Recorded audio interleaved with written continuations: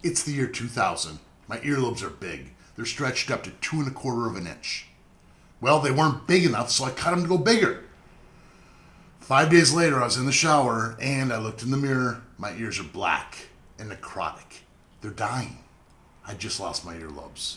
I have to cut them off.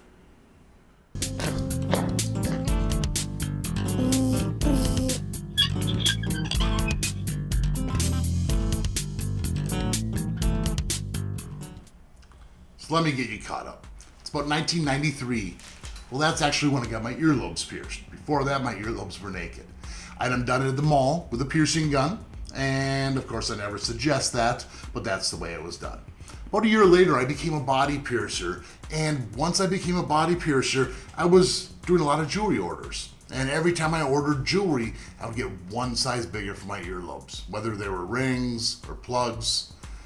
Well, I was on my way on that stretching path.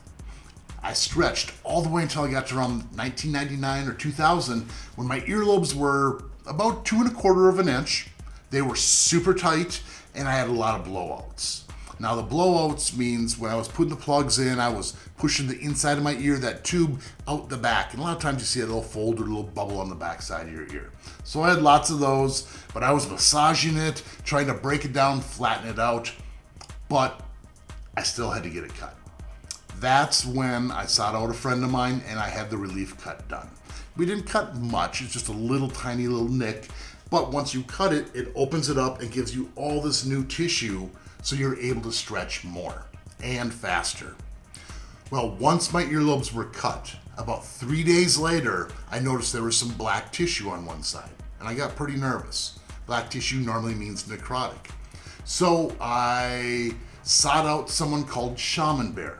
Now, unfortunately, Shaman Bear passed away this last year, and it's a huge loss to the community. Shaman Bear was amazing.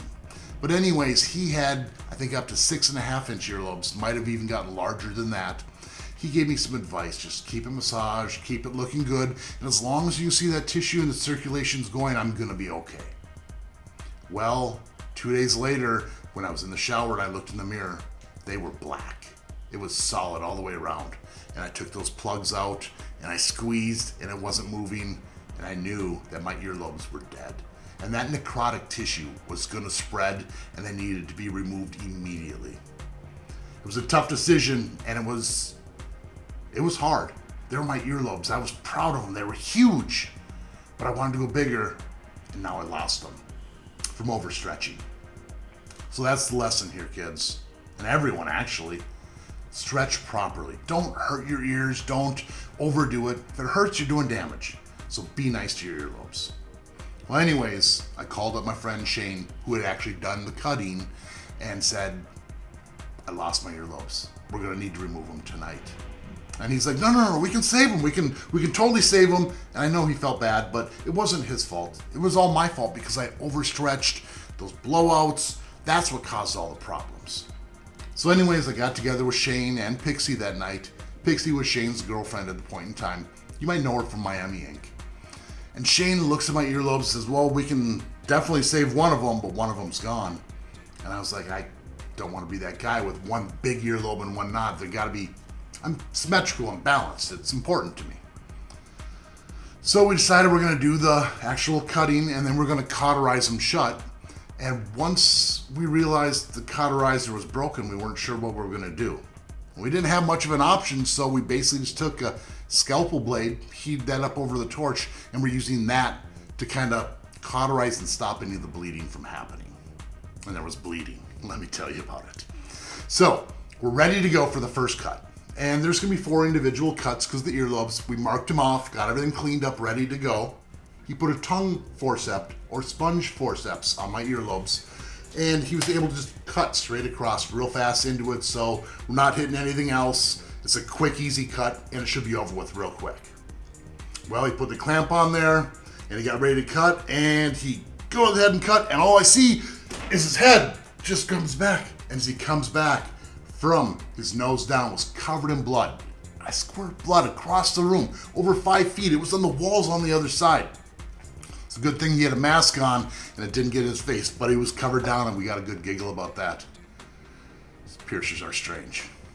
So we knew right away that this much bleeding, it needs to be cauterized. Good thing Pixie already had that scalpel all cauterized, so we hit the first one, and it wasn't enough. She had another one on there, and it took between 2 and 4 cauterizations for each cut we did to get the bleeding to stop. It was quite a bit, but we got it all done. Once everything was done, kind of shook everything off. We were an emotional wreck. It was over 10 years for me to get my earlobes to that size, and waking up that morning and realizing I had lost them. It's like I lost a friend. I felt less of a piercer because I didn't have my earlobes. Well, they kind of transferred over to my nostrils since I don't have the earlobes anymore. But that's kind of the lesson of the story. You gotta take your time. You gotta be patient. Like in all the tribes of the world that have like stretched or elongated earlobes, generally it represents wisdom. And who has the biggest lobes in the tribe? The elders, because they spent a lifetime doing it. Nowadays, we try to get there right away, and you need to be patient with it.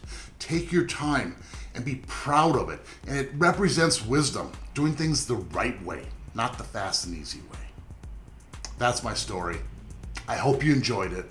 Here are some pictures of my earlobes, kind of before and after all healed up.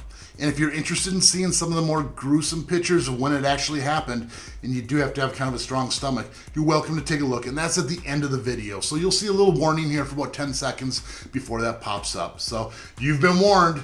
Now I know you probably have some questions. And leave them down below in the comments. I'm happy to answer as much as I possibly can. If you enjoyed my story, if you're following all the way through, give me a like. I'd really appreciate it. And definitely subscribe so you can catch all future content. All right, you've been warned. My earlobes were cut off and burned shut, and these are the pictures. This is my old plug in my monocle. It's 2 1/4 of an inch, and my earlobes were cut up to 2.5 inches on this day.